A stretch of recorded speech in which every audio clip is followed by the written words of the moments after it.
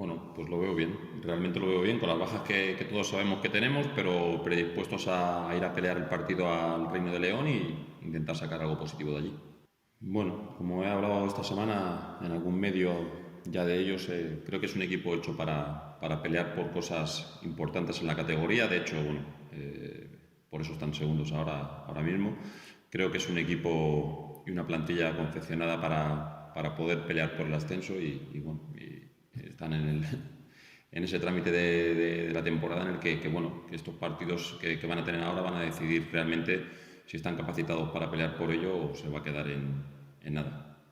Bueno, la Cultural en casa es un equipo bueno, es un equipo ofensivo, es un equipo que aprieta mucho los inicios de partido, pero los partidos duran 90 minutos. Es cierto que los últimos partidos en casa no han conseguido ganar, han merecido un mejor resultado, pero bueno, como a todos los equipos en casa nos ha costado un poco ganar habiendo merecido más. Nosotros también aquí en Ganzábal hemos pasado por lo mismo bueno, y al final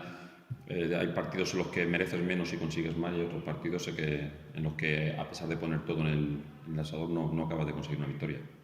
Bueno, afortunadamente en los campos más importantes que hemos jugado, salvo en Soria, hemos sumado, hemos ganado en Burgos, hemos empatado en Valladolid habiendo merecido ganar y en Soria no merecimos perder, pero bueno, vamos a un campo importante dentro de la categoría ante un buen rival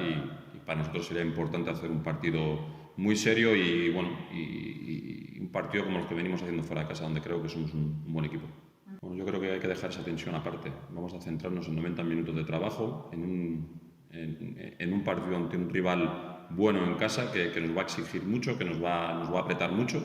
y debemos sacar lo mejor de nosotros para poder conseguir algo positivo. Lo del tema de la clasificación vendrá después del partido. De todas maneras, todos sabemos que la clasificación, de una u otra manera, al final de esta liga, iba a estar bastante comprimida, salvo algún equipo que se pudiese escapar, como ha sido el Burgos.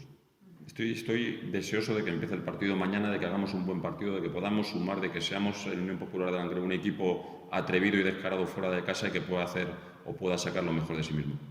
Yo creo que todo lo que sea hacer una buena temporada es un éxito para Langreo, ¿vale? Está claro que quedar entre los 3 primeros nos da una opción